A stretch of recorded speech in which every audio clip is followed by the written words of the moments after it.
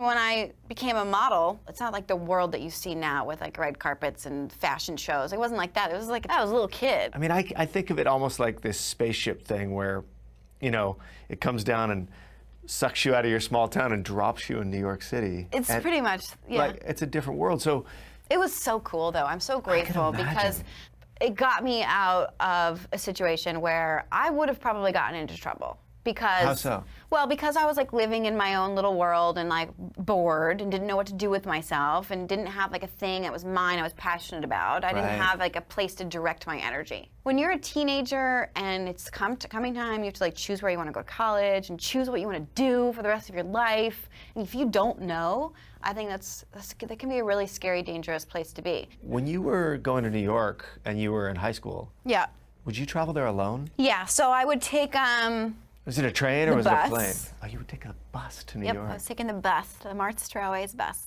They left at like 5 in the morning. Could get there. It depended on the route, but I could get there in about 3 hours to Port Authority. That must be a little bit crazy. Yeah, like, totally you're 15, crazy. You're on a bus. Yeah. And you're just showing up in Port Authority. Yeah, ready to go to my modeling job. Wow. One time the Port Authority, I don't know if it was like the police or whatever, they stopped me and they thought I was a runaway. Really? I was like, no, really, I'm just here for work. They'd like call my parents and it was all this shit. And then would you stay in New York? Like, would they put you up and? Yes. So if I had to stay over, I would stay at the model's apartment. Okay. But more often than not, like when I was still in high school, I would go up for the day and come back at night. So that's like 6 hours traveling. Yeah, but even crazier is like, all your friends are in high school. Yeah. And they're studying for their geometry test or whatever, and you're in a model's apartment in New York. Yeah. Like, did it change your perspective immediately on your high school? Yeah. So I think it was the summer, maybe before 11th grade, or maybe 10th, I'm not sure. I was sent to Japan. Oh, really? I lived by myself with one other girl in an apartment. I had like really fancy dinners and sushi and went to nightclubs and was working. Right. I went to go-sees every day, and if I wasn't doing go-sees, I had a job and I had my little map and I got there by myself, and I had to grow up so fast. I can imagine. Then going back like, oh, now I'm just like not really an adult anymore. I was for 3 months and now I'm going back to school. You had a funny quote, I think it was a podcast, and you said that modeling taught you resilience because you just get shit on so often. Yeah, I think everything prepares you for what's coming next. Yeah. And modeling for sure made me have thick skin and not take things personally. You're reduced to like how you look. And it would be like, oh, her thighs, whatever. Their thighs could be a little thinner for runway. Okay, well that's work, that's business stuff. I'm never like, oh, they don't like me. Like, right. I was exposed so young, it was just like a part of it. I didn't show up and was like, oh, this really hurts my feelings. I just showed up like, oh, that's how it is? Okay. Right. I was kind of rolling with it and growing along with it. Yeah. But it made me have a great work ethic. It made me take everything really seriously, work hard.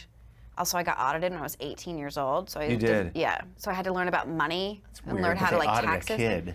Yeah, well, it was like a year that they were just kind of cracking down on like people that got 1099s in New York. Right.